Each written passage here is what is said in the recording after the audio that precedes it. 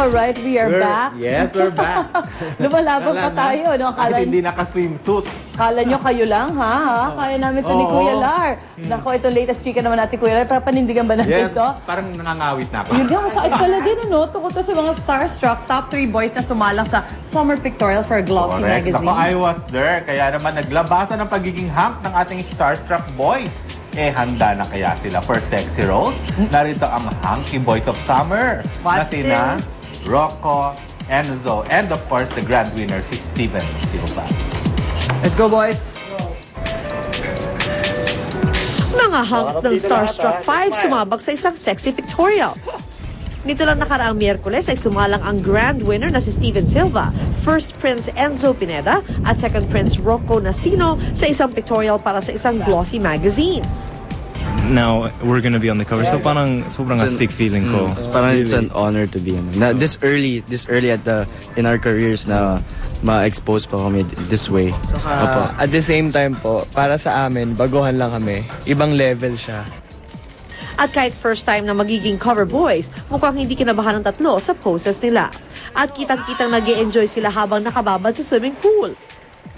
So good. I feel so Ayaw na namin umalis sa pool. Kung wala po kaming gagawin mamaya, nandito lang po kami kahit mainit. Go back swimming again. At talaga namang kapansin-pansin din ang magagandang katawan nila Steven, Enzo at Rocco sa kanilang pictorial. Ayon sa kanila, talagang pinaglalaanan nila ng oras ang physical activities para ma-maintain ang pagiging fit.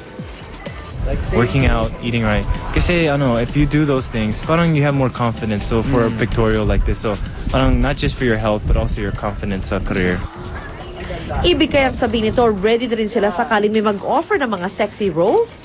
Being sexy, hindi rin siya madali. Mahirap din yan sa challenge. So para sa akin, siguro hindi pa ako ready for that. But maybe in the future. Kaya naman sa fans na Enzo, Steven at Rocco, patuloy lang na abangan ang mga susunod na updates tungkol sa kanila.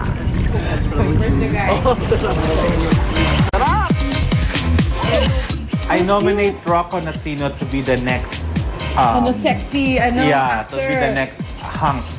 He's got a nice sexy vibe and nice body. And of course, the other guys din naman as well, di ba? Sobrang hindi kasi they eat right and they work out. Like si Rocco, jiu-jitsu Martial arts, at sabi saka ko na ano tawag doon? Muay Thai. And then si Enzo naman is into gymnastics. Really? Para sa mga gusto raw kasi niya para dun sa pagsasayaw. And then si Steven naman workout yan, super workout na raw siya ngayon tapos sobrang binabantayan yung diet. Pero ang lalakas pa rin nila kumain. Pero healthy boys food. talaga no? Like si Steven, talagang puro vegetables, salad. Kasi magkakasama kaming nag-lunch nung ginawa yung pictorial. Tapos talagang ilang beses bumalik sa buffet. Pero still mga gulay-gulay. Mga gulay-gulay, mga salad. Yung ganun, parang tagal makabusog pa minsan, di ba? Tapos protein. Okay. Yon. So talagang iba na talaga mga requirements ngayon, Kuya Lar, no? Kaya nga, paganda ang katawan. Kaya dapat talaga, nakatone talaga yung body. Plus it's summer, di ba? The time for us to flaunt. Naks naman, magbabalik pa ang unang hirit. Kuya Lar, birthday ni Rocco sa 21, sa Sunday. Happy birthday, Rocco! We'll be back po.